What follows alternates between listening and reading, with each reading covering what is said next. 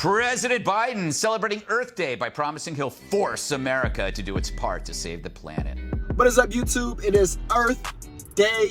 I got a message from Joe Biden and also a couple other news clips as well. So I want to just add these on there. If you guys are new to the channel, make sure you guys subscribe. Make sure you guys like this video. I got videos each and every day. Hope you guys enjoy your day. Beautiful day outside. Go run, go walk your dog, walk your cat, walk your rat, walk something. Walk yourself, you know, so hopefully you guys out there enjoying your day. I'm waiting on my pizza right now, so once this pizza come out, I'm gonna show you guys a pizza, and then we're gonna get right into the content.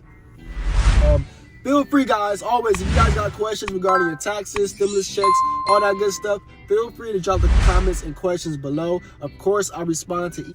Let's go. Ooh.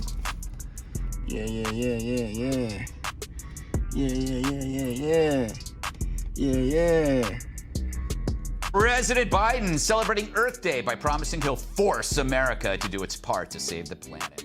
The United States sets out on the road to cut greenhouse gases in half by the end of this decade. This is a moral imperative, an economic imperative, a moment of peril, but also a moment of extraordinary possibilities. And private jet-loving John Kerry says all the CO2 from the atmosphere needs to go.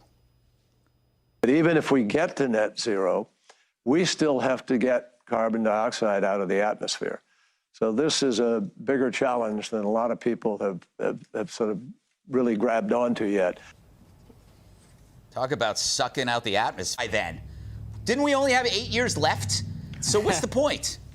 Right. Well, they won't control, and they want to destroy lives and livelihoods, certainly in the United States, despite the fact our emissions have been falling dramatically. And they want to destroy lives and livelihoods and do it by government fiat. This is not through innovation. This is not through creation of new technology. It's literally Joe Biden is just counting on not being around by the time everybody is unemployed in this country. We are handing our economic power to China and other nations that hate us. A belch out of John Kerry or Joe Biden would be more honest than what we've heard. It would smell like wood. You know, Martha, one way to reduce the emissions is just to keep us locked down. You know, how interesting is that? Except John Kerry, because he's very important and he can't get to his meetings unless he has the private jet. But you all understand.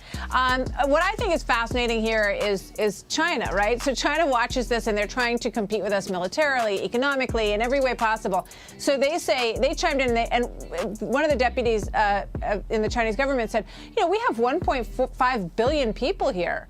I just don't think it's realistic for us to try to do this. And I thought, well, that's that. You know, I mean, they're not even going to attempt this. They said, we're going to keep going up in our emissions until 2030.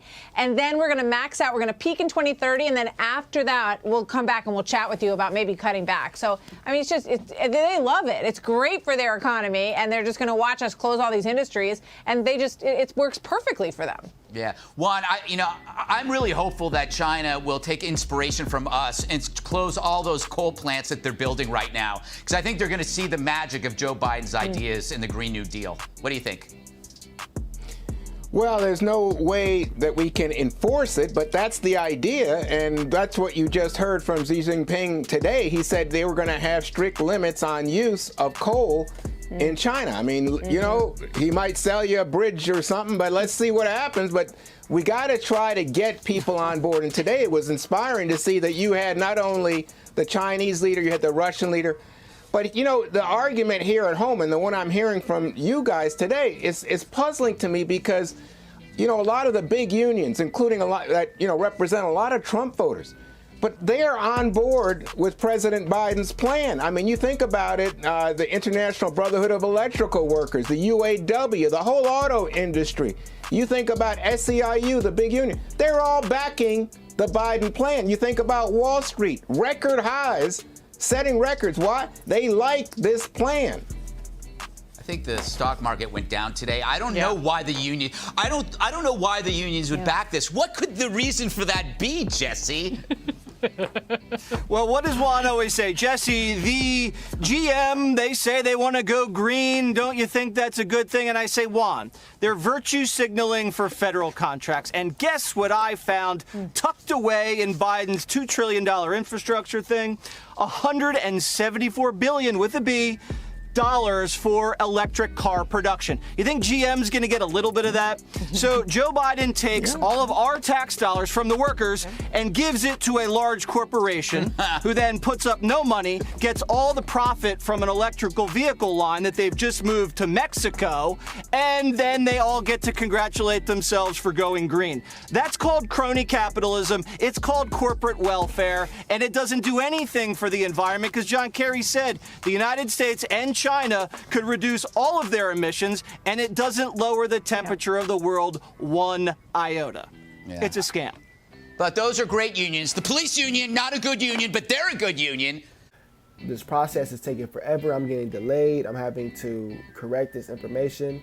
And that is one of the main reasons processes get delayed, denied, is because things are not matching up. If your bank account says Joe Smo, just make sure your taxes information lines up with your name. If your real name is Jacob Smith, and if your taxes or your bank account says Joe Smo, you may have an error there, So you guys want to double check with that, and also call or talk to a representative who did your taxes.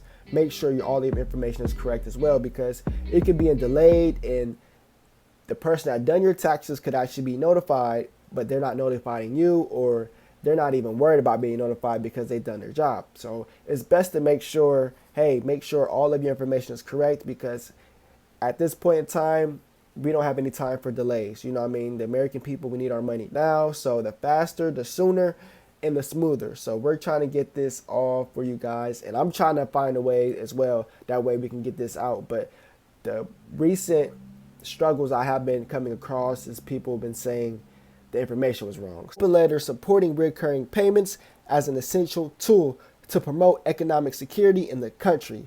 So Joe Biden is faced with this problem as well. He's facing a problem of how soon should he produce or make these stimulus checks?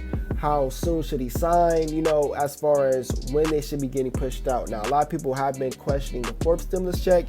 Here's the latest update when it comes to your fourth and fifth stimulus check. Biden is set to unveil the second part of his $4 trillion infrastructure plan next week.